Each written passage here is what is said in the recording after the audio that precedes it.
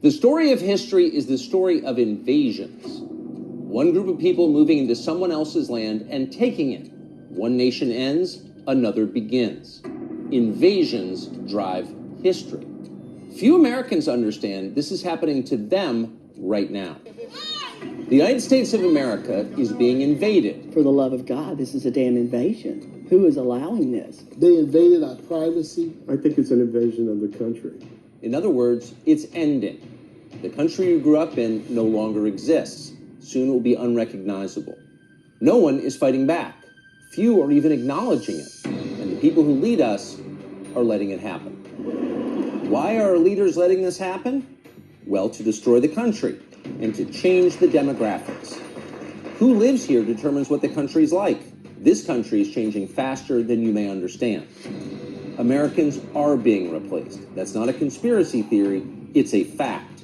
In August of 2023, illegal immigration outpaced American births, a brand new population. Last year alone, over 3 million people came here illegally just over our southern border. The media won't tell you it's happening, but if you look around, you can see it, and you can see it most clearly in our cities, which are collapsing. We elect people to protect us. That's what politicians are paid to do. But they've done the opposite. They've sold us out, and they've crushed what our ancestors built. Take a look at our cities. They're hellish, and immigration is the reason. The city of Chicago was in tough shape even before Joe Biden opened the border. Now, parts of it are basically uninhabitable. Even the socialist mayor of Chicago says the city is breaking under the strain. Without real significant investment from our federal government, it won't just be the city of Chicago that won't be able to maintain this mission. It's the entire country that is now at stake. Chicago's politicians may complain about illegal immigration in public, but in private, they're paying for it with your money. They're spending more on illegal aliens than on their own citizens. They're doing this secretly. They're hiding it from the public. Our team uncovered a shadow terminal, for example, inside Chicago O'Hare Airport. Hundreds of migrants were being hidden there secretly. Our team pulled up with cameras rolling, and at first we didn't see much. The city erected a black tarp to hide what was going on. The motive was simple. They didn't want us to see it.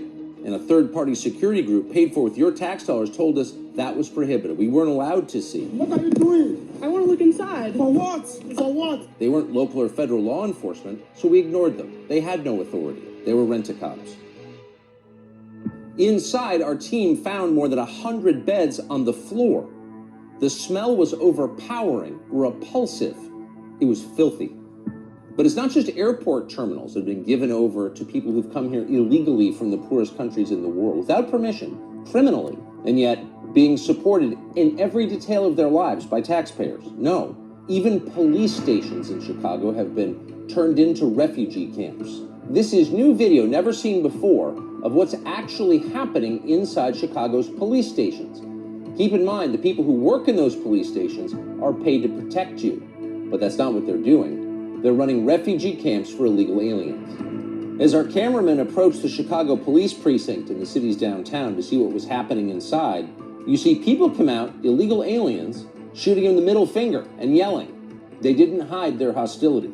Many other illegals have been pushed into poorer, predominantly black neighborhoods on the south side.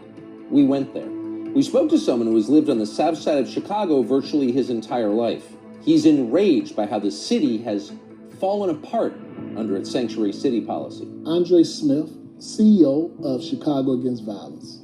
I don't know the count, but I know that the readiness, the language of sanctuary city, state, and county should have had a plan, but it led to a massive destruction. I have seen almost the worst of the worst in Chicago, but seeing this migrant crisis was the most devastating thing that I ever seen. You live in America, the place you grew up, the place you'd like to see your children grow up, in much the way that you did. But that won't be possible because of the single greatest sellout in our history. Hundreds of years of America eliminated by an invasion that our leaders made possible. You should know that.